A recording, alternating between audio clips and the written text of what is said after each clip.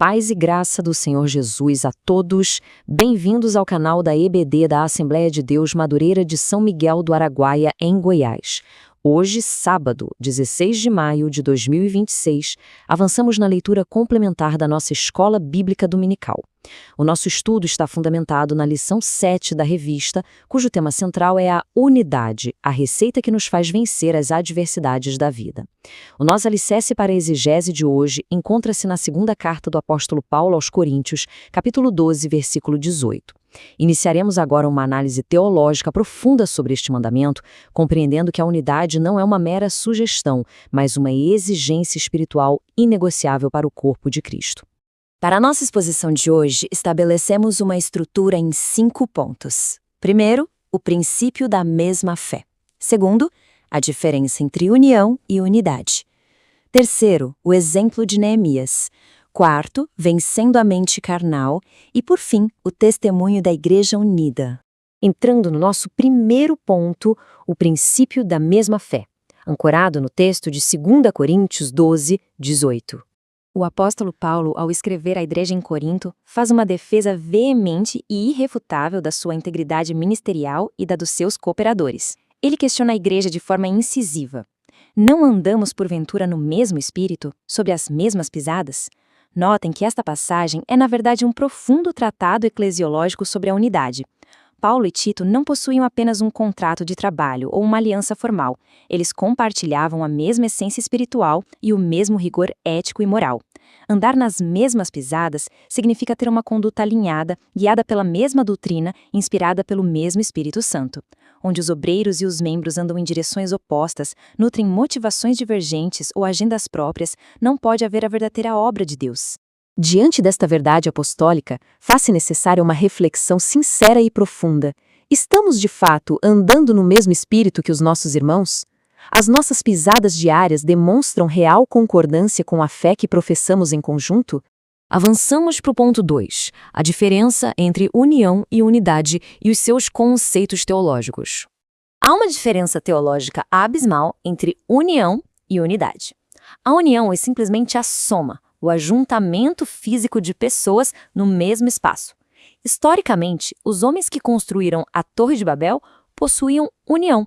Eles estavam juntos, somando força braçal, mas foram arruinados porque o seu propósito era terreno e pautada na soberba.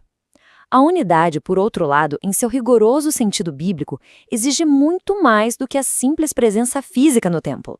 Unidade significa ter o mesmo objetivo espiritual, viver em absoluta concordância de fé e compartilhar do exato mesmo propósito em Cristo Jesus.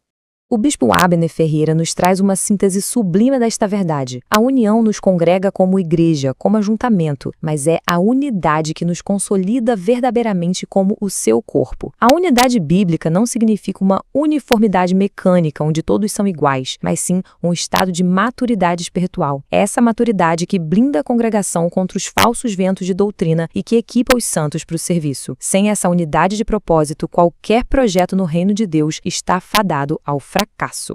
Observemos, portanto, a condição da nossa vida congregacional com toda a seriedade.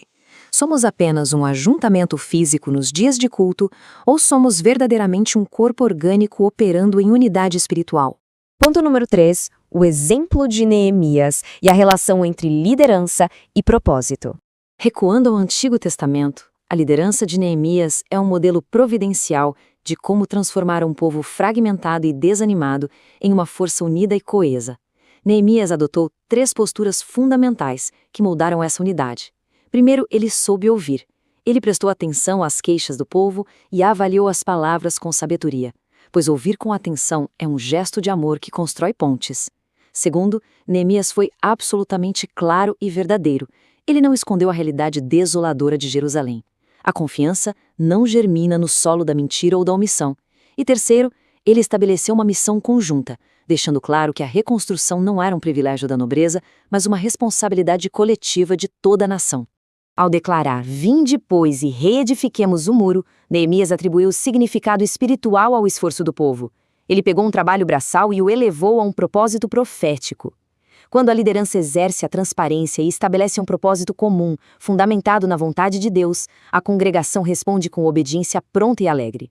Foi por isso que em apenas 52 dias, e debaixo de severa oposição inimiga, os muros foram reconstruídos. O povo trabalhava com uma só mente. Extraindo este princípio para a nossa realidade eclesiástica, devemos nos inquirir: como temos lidado com a capacidade de ouvir os nossos irmãos e com a transparência nas nossas relações dentro da casa de Deus? Ponto 4. Vencendo a mente carnal e compreendendo o perigo da divisão. É impossível sustentar a unidade bíblica se toleramos comportamentos não santificados no nosso meio. A desunião não é apenas uma divergência de opiniões. Biblicamente, é o sintoma mais evidente de uma congregação governada pela carne. Em 1 Coríntios capítulo 3, Paulo confronta a igreja com muita dureza por causa da inveja, das contendas e das dissensões. Ele os classifica claramente como carnais e imaturos. O partidarismo, aquele costume de dizer eu sou de Paulo, eu sou de Apolo, é o retrato da vaidade humana. Meus irmãos, estes pecados são obras da carne que paralisam o avanço do reino e corroem o poder do evangelho. Onde há contenda, o Espírito Santo se entristece e o crescimento espiritual cessa de imediato. A palavra nos adverte, na carta aos Gálatas, que aqueles que vivem na prática destas obras não herdarão o reino de Deus. Devemos sempre nos lembrar do terrível exemplo de Israel no deserto.